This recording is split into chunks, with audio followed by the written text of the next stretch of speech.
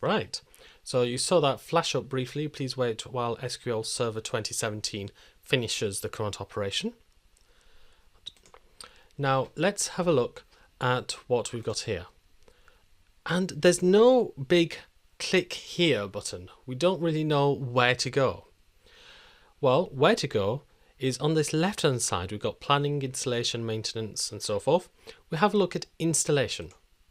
And then we have new SQL Server standalone installation or add features to an existing installation. So that is the equivalent of the big green red button that we're looking for. So it does at least have a little bit of green there. So SQL Server 2017, we can say we want a free edition, the evaluation, the developer or the express, or we have to enter a product key for the standard or the enterprise edition. It used to be, when we're talking about SQL Server 2014 especially, that you had to enter a product key for the developer, but that's no longer. You can see developer edition does not have an expiration date like the 180 trial period, has the same set of features as in evaluation, so that's the hugely expensive version, but is licensed for non-production database application development only. In other words, your own testing. So click next. So I agree to all of these license rules. It is worth reading, just so you can tick and say, yes, I've definitely done it. There's a rule check in progress. There's only about 6 or so rules that it's going to check. As you can see, we're going down all of this. So everything has passed. There's a warning about the Windows firewall, but I can ignore that. Click next. And this is the major thing. Feature selection. What features do I want to install? And I want a lot of the features, but not all of the features. So let's see what we want to do. First of all, database engine services. So this provides controlled access and rapid transaction processing.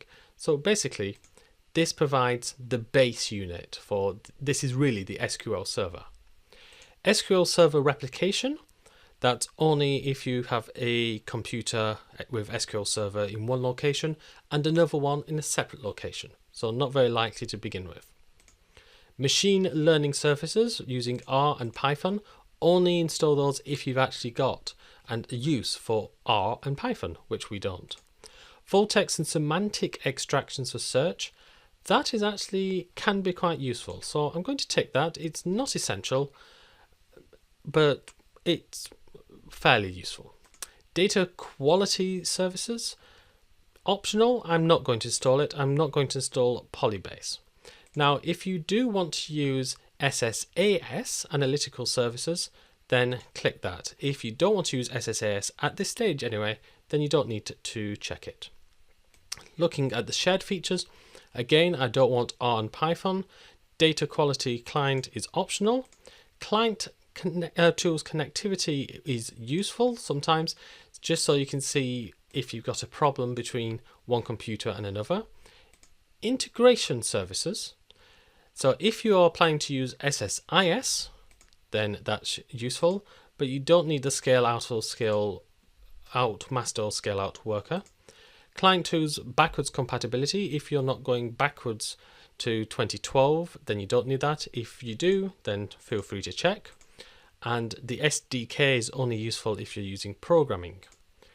Distributed replay, again, it's if you have one computer in one location and another computer in another location, they can distribute the load. So in other words, they can share all of the processing. Again, SDK, that's useful if you're using programming. And master database services, that it has some fairly specialist tools. So you can see all that I've selected, this is a must. Database engine services, that is your actual SQL Server if you're using SSMS later on. Full text can be useful. Analytical services if you're using SSAS, and integration services if you're using SSIS. And personally, I install client tools connectivity and text searching.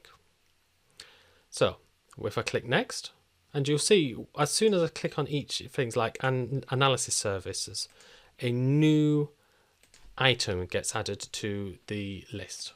So I'll click next. And we go into feature rules. So it's just checking that you can actually install everything.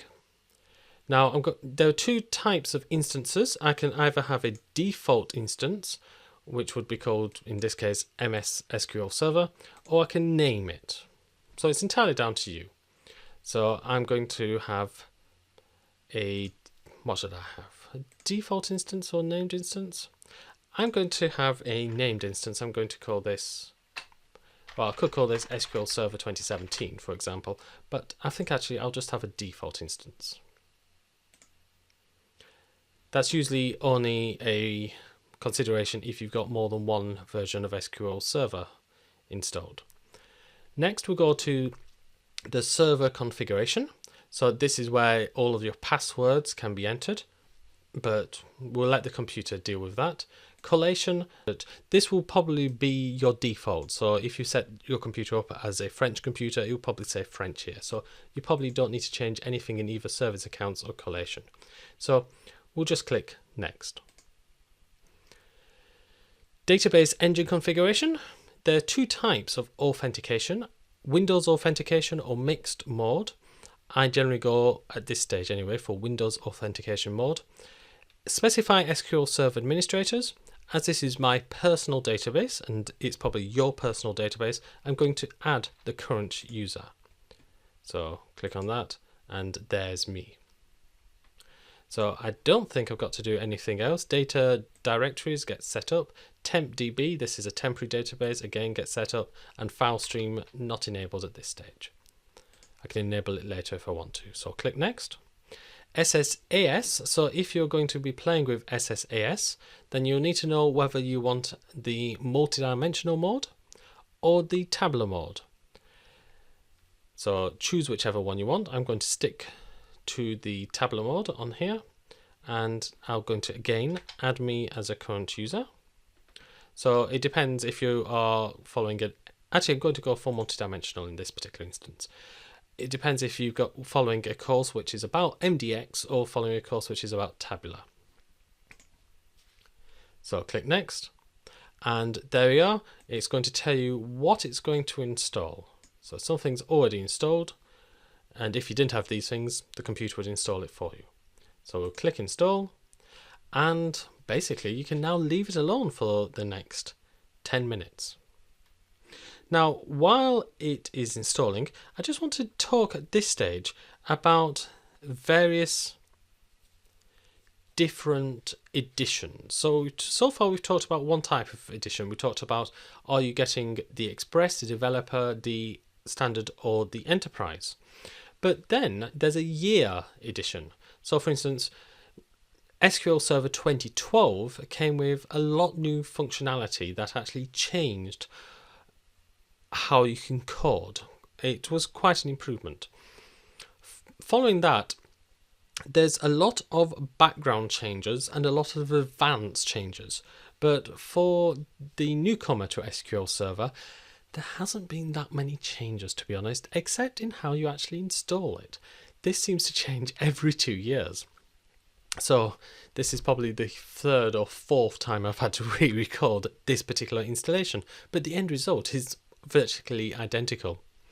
So we've got SQL Server 2012. Now there is an exam which is 461 exam called Querying Microsoft SQL Server 2012, which later then became Querying Microsoft Server 2012/2014. However, I just want to say that you can use SQL Server 2012, 2014, 2016 or 2017. They will give you all the same functionalities that you need if you're following this exam. If you're doing another exam,